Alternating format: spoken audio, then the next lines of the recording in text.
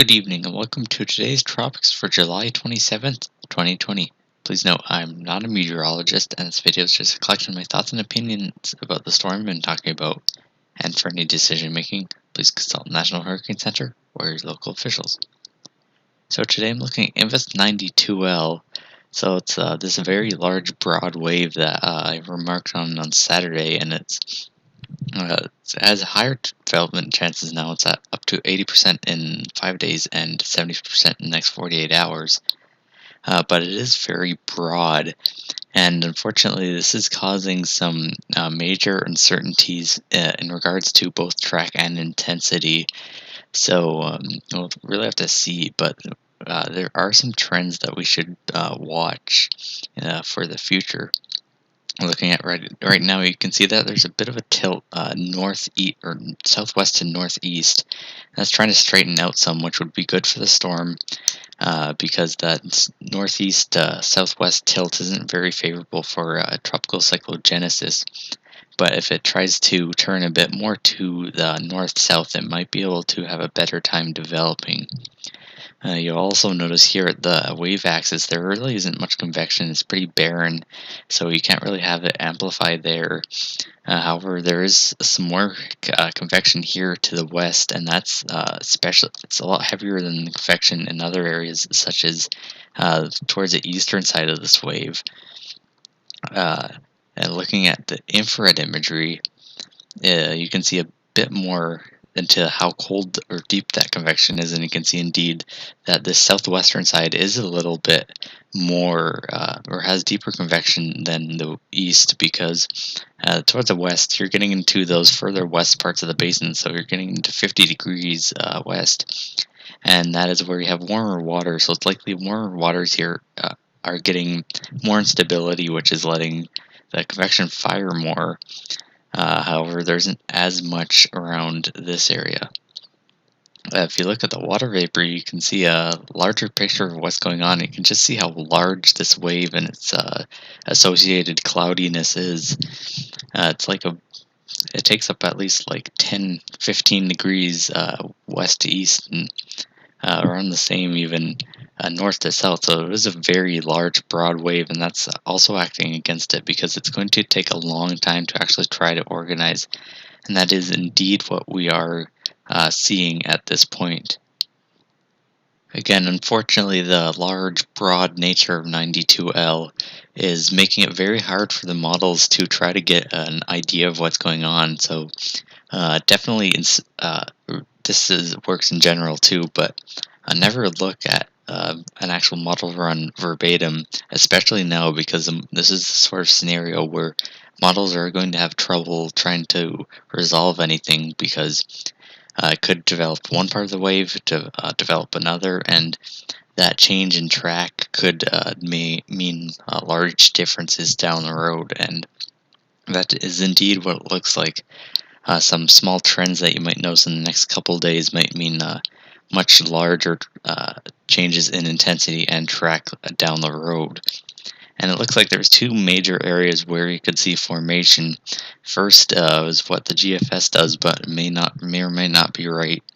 It tries to develop the northeastern side, and that is favored right now by trade winds to the north, and that enhances the vorticity. So that might try to spin up a low there, except looking back at the infrared imagery, there is very little convection over there, so even if you do get a vortex, it's going to be hard to actually amplify it through that vertical stretching of the vorticity. And looking back at the IR again, you can see that this western/southwestern side is where the convection is, but it's not quite as favored by the trade winds. But you do have that vertical stretching, so we'll have to see whether it's either, and that would mean more north or south track. And there's also a kind of area it has to go between to make sure that it doesn't get into very unfavorable conditions quite soon. Because if it goes too far south, for example, if you have the southwestern side develop and go deep into the Caribbean, it's late July. It's too early for much to survive in the Caribbean unless it is very strong, and as a result, you're going to see it hit that westerly shear and probably just die off, sort of like Gonzalo did along with dry air. And if it moves too far north, then it's going to track very quickly into this dry air, and it's not going to have support of the intertropical convergence zone. So it'd have extra trouble with dry air too, and would have a harder time developing. So it does look like the most favorable track is somewhere like around here, where it could get around that shear and get around, have less dry air. There'd be some, but less dry air than to the north, and also avoid these Greater Antilles Islands, which would severely disrupt the low-level vorticity and make it very hard to develop down the line. Now, here's one reason why those short-term trends will be very important for 92L is because unless it goes into the Caribbean, in which it'll probably be sheared anyway, or hits the islands, there's also this upper trough dropping down in front of the Bahamas, and this might start ventilating 92L a little bit, but then eventually it's going to start shearing it unless 92L is strong. So those short-term intensity differences and how soon it can form are definitely going to be very important, because if it is stronger, it's going to start nudging this PV streamer out of the way with its stronger upper anticyclone. But if it's weaker, it probably will not be able to do that, and this upper trough will instead be stronger, and that would eventually shear 92L. So definitely, it looks like if it's a stronger storm earlier, then it's going to have less unfavorable conditions and likely be a stronger storm in the Western Atlantic. But if it is slower to develop, as it seems to be so far, and that's why the models have backed off a little so far, you're going to have likely more shear and possibly dry air, which would likely keep this system weaker. And you can see it's still going to deal with dry air unless it can start wrapping this this moisture air into or around circulation, because there is still dry air in the Caribbean and Western Atlantic. And if you do start getting that southwesterly shear, you're going to have both the convection starting to shear off, which is unfavorable in general, but you're also going to eject this dry air into the system circulation, and that is going to keep convection from actually even firing in the first place. So it's kind of like a double whammy for the storm.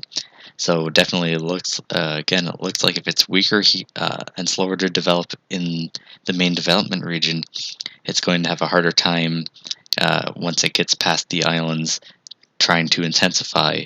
But if it is stronger earlier, then that means it's going to be stronger likely later too. This one run of the GFS is an example of what happens if 92L is weakened going into this area. You see it doesn't really amplify, and it probably won't from this point, because it's just under unfavorable conditions, so it's not going to be able to intensify under unfavorable conditions, obviously. And looking for steering, that's also going to hinge on short-term intensity and track, because if watching this trough here that's currently a bit north of the Great Lakes in Ontario, it's going to dive down into more in the northeast slash Canadian Maritimes, and at the same time you're going to have whatever 92L is, if it is around here, but it could be further south, it really depends. But if it is a bit further north and stronger, that means it might feel more the tug from this trough coming in this region, and a stronger system would likely start getting pulled to the north and west. So it looks like that it's more likely that you'd see a stronger system recurve. Of course, if you end up having this trough that's weaker, you might not see that happen, but it does look like that'll be likely weaker, or if it's weaker, then it's likely going to continue moving to the west, but it's really hard to tell now, because we don't even know where it will be at this point. It could be further north or south. So there are major intensity and track differences that we really don't know about, but it's definitely worth watching these short-term trends, such as where development occurs, how soon it occurs, if it can amplify and intensify quickly. If it can't do that, it's likely going to encounter an unfavorable environment in 3 or 4 days, pretty much no matter what. But if it is stronger, it might be able to uh, be a stronger storm in the western Atlantic, most likely. Uh, but no matter what, the only really high confidence thing we can say right now, at least, is that whatever 92L is will likely track at least somewhere towards the leeward or some or leeward, or even like mostly lesser Antilles here, maybe get near some of the greater Antilles. National Hurricane Center has hinted that they may have to issue tropical storm warnings for this, or tropical storm watches for this area, since there is a risk of high wind as it passes by. So it does look like 92L will approach these islands, but it's very hard to say at this point where exactly or how strong it will be. But do be prepared for some higher wind with this system, and if you live in the leeward islands, especially even the Greater Antilles, or even say the Bahamas, just keep an eye on the storm in case it does try to become stronger in your area. But hopefully, it is weaker and provides more beneficial rain for places that do need it. Otherwise, Douglas is weakening now in the Central Pacific as it moves away from the major Hawaiian Islands, and otherwise there isn't a whole lot going on in the tropics. So if you have any questions or comments about my video, please let me know, and thanks for watching.